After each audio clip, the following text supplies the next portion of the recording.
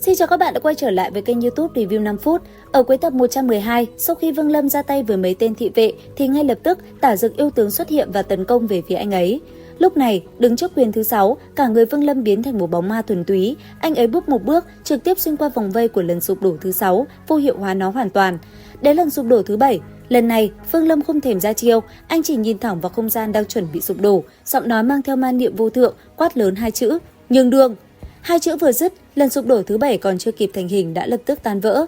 Sắc mặt của Tả Dực yêu tướng cuối cùng cũng đại biến, hắn nhận ra ngay từ đầu mình đã phạm phải một sai lầm không thể tha thứ, đó là đã xem thường người thanh niên này. Thế nhưng, hắn cũng không dừng lại ngay lập tức, lần sụp đổ thứ 8 nối tiếp là lần sụp đổ thứ 9 được tung ra. Thấy vậy, ma khí của Vương Lâm lập tức hóa thành mũi tên phóng lên trời cao, trực tiếp đón đỡ, còn mình thân hình liền lùi lại phía sau. Nhìn Vương Lâm như thế, yêu tướng cười lớn nói: "Biết tiến lùi, hiểu được lúc nào nên bỏ, tốt." Nói rồi, bàn tay hắn vung lên, thập băng quyền lập tức tiêu tan, trời đất trong nháy mắt lại khôi phục như thường. Làm xong, hắn lại mỉm cười nhìn Vương Lâm vẻ đắc ý quát: "Mặc dù ngươi chưa phá được 10 quyền của ta, nhưng lấy thực lực của ngươi cũng đủ với chức thống lĩnh. Ta, Tả Dực yêu tướng Vân Lệ Hải, phong ngươi làm thống lĩnh của yêu thành, nắm trong tay 1 vạn yêu binh." Thanh âm vừa dứt, vị tướng quân này ném cho Vương Lâm một cái lệnh bài bằng đồng rồi nói tiếp: "Ngươi trước tiên ở trong thành nghỉ ngơi, 7 ngày sau sẽ có người dẫn ngươi tới quân doanh." Nói xong, ông ta biến mất không một dấu vết. Còn Vương Lâm cầm lấy lệnh bài, sau đó anh ấy xoay người cùng Thập Tam và Hổ Bào tiến vào trong thành. Vào trong trung tâm của yêu thành, Vương Lâm tìm một nhà trọ rồi bắt đầu khoanh chân tĩnh tọa. Hóa ra, sau khi nhập ma để chiến đấu, ma niệm trong người Vương Lâm cực kỳ hung hãn, anh ấy phải mất tới 4 ngày 4 đêm mới có thể nén ép toàn bộ ma niệm và phong ấn nó lại trong cơ thể. Vương Lâm biết rõ, nếu để ma niệm ăn mòn đạo tâm, chính mình sẽ hoàn toàn biến thành một ma đầu mất hết lý trí. Đây cũng chính là lý do anh ấy chủ động rút lui ở quyền thứ 8 và thứ 9 trong trận chiến trước, tránh đạo tâm bị ảnh hưởng. Cứ thế, Vương Lâm chìm trong tu luyện, mặc cho thời gian trôi qua.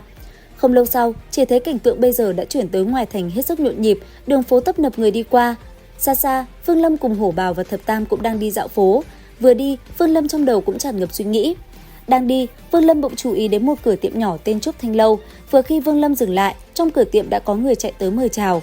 Thấy thế, Vương Lâm cũng thấy hứng thú liền nghe theo lời mời và đi cùng người kia vào bên trong cửa tiệm nhỏ. Rất nhanh, cảnh tượng đã xoay chuyển đến bàn ăn nhỏ. Trước mắt Vương Lâm cùng Hổ Bào và Thập Tam là một bàn đầy ắp thức ăn và mỹ vị. Rất nhanh, Thập Tam đã chủ động rót men lá cho Vương Lâm thưởng thức. Vừa nhấp một ngụm, hương vị quen thuộc lập tức ùa về, khiến Vương Lâm nhớ lại những năm tháng sống cùng với gia đình Đại Ngưu. Cảm xúc mãnh liệt đến mức tâm cảnh tu đạo của hắn dao động kịch liệt, khiến chén trong tay Vương Lâm rơi vỡ tan thành từng mảnh. Thế vậy, Thập Tam và Hổ Bào liền biết có chuyện không ổn. Đúng lúc này, cửa quán rượu bị đẩy mạnh, 7-8 tên yêu binh bước vào. Sau đó, chúng chiếm lấy một cái bàn, ồn ào gọi đồ ăn lên. Tên cầm đầu vừa vào đã nốc cạn một vò tửu, rồi tiện tay ném thẳng về phía bàn của Vương Lâm. Choang một cái, vò tửu vỡ tan. Thập Tam và Hổ Bào tức giận, nhưng thấy tình trạng của Vương Lâm không ổn nên cố gắng nhẫn nhịn. Và rồi, cuộc đối thoại của đám lính đã hé lộ tất cả. Tên cầm đầu được gọi là thống lĩnh đại nhân, bọn họ dường như đang ghen ghét với Vương Lâm. Điều này cũng bởi Vương Lâm được đặt cách giữ chức thống lĩnh, điều này làm đám người kia có chút không hài lòng và muốn thử sức. Và sau một hồi trao đổi, gã thống lĩnh có vẻ mặt âm trầm, sau khi uống cạn thêm một vò rượu, lạnh lùng tuyên bố nói: "Ta muốn xem cuối cùng thì hắn có bản lĩnh gì, nếu hắn là người mạnh mẽ thì thi triển Chu Tiên trận." Nghe đến 3 chữ Chu Tiên trận, đám yêu binh xung quanh mặt mày tái mét, không dám hó hé một lời, bởi vì đây là một đại trận cực kỳ khủng bố. Trong khi đó, Vương Lâm vẫn đang chìm sâu trong ký ức, tâm man nhân cơ hội này trỗi dậy, tiên lực khuếch tán ra ngoài một cách mất kiểm soát. Bên cạnh, Thập Tam lo lắng gọi nhỏ: "Lão tổ!" Phía xa, gã thống lĩnh thấy 3 người Vương Lâm vẫn lì lợm không đi, liền ra hiệu. Hắn ném vèo một vò tửu thứ 2 về phía Vương Lâm. Đón nhận nó, Thập Tam liền giơ tay ra đập nát. Thế nhưng, lực phản chấn quá mạnh đã liền chấn lui Thập Tam về phía sau. Bên kia, gã thống lĩnh quát lớn nói: "Phán ngay, hôm nay lão tử không vui, cả cái đại sảnh này chỉ có 3 người các ngươi ở lại, chán sống." Tức thì, một tên yêu binh không nhịn được nữa, đứng phát dậy gầm lên rồi lao thẳng tới định tấn công Vương Lâm. Ngay lập tức, Thập Tam tung ra một quyền chặn lại. Tuy nhiên, tên yêu binh kia cũng không phải dạng vừa tung quyền đối kháng. Hai quyền va chạm nổ ra một tiếng vang lớn, kết quả tên yêu binh thổ huyết, thân thể bay ngược ra sau mấy trượng, đập gãy mấy cái bàn. Về phía Thập Tam, hắn cũng phải lùi lại mấy bước, trên miệng thổ huyết, vết thương cũ do đỡ vò rượu lúc nãy nay lại càng thêm nặng.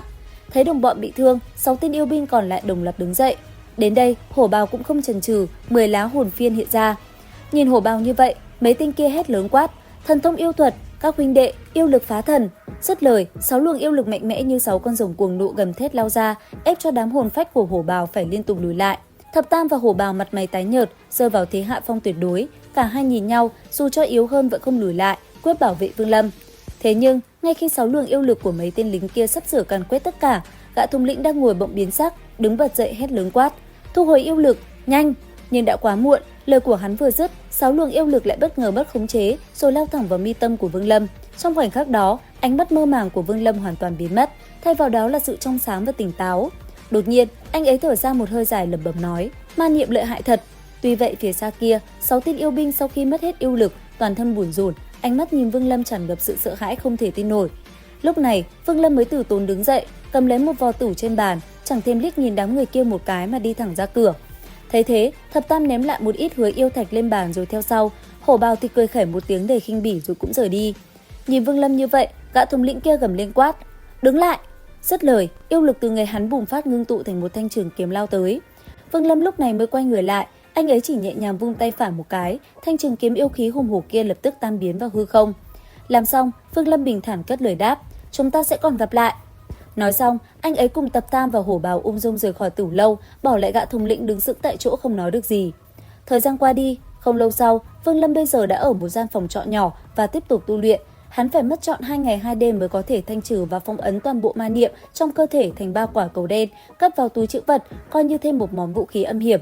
Đúng vào ngày thứ 7, một vị quản sự mặt mày gầy gò từ phủ yêu tướng đến gặp Vương Lâm, nói cho Vương Lâm biết sự tình. Sau đó, khi kiểm tra lệnh bài của Vương Lâm và xác nhận đã chính xác, gã này không nói nhiều, cắn đầu ngón tay vẽ ra một cái truyền tống trận quỷ dị. Thập Tam, với trách nhiệm của một hộ vệ trung thành, không ngần ngại bước vào trước để kiểm tra. Thấy an toàn, Vương Lâm và Hổ Bào mới nối gót theo sau. Vừa bước ra khỏi trận pháp, trước mắt Vương Lâm cùng hai người Thập Tam hiện lên một quân doanh rộng trăm dặm. Hơn 1 vạn yêu binh mặc giáp đen đồng loạt gầm lên một tiếng long trời lở đất. Tiếng gầm chứa đầy yêu lực và sát khí, một đòn hạ mã uy rõ ràng. Sóng âm khủng khiếp lập tức khiến Thập Tam đang mang thương tích phải thổ huyết. Hổ Bào cũng bị chấn cho hai tay ù đặc, yêu lực tán loạn. Nhưng đối với Vương Lâm, đòn tấn công này chẳng khác gì gió thoảng qua tai. Hắn bình thản đặt tay lên vai Hổ Bào, ổn định lại yêu lực cho gã. Sau đó, hắn nhẹ nhàng búng một luồng tiên lực vào người Thập Tam, thương thế lập tức hồi phục.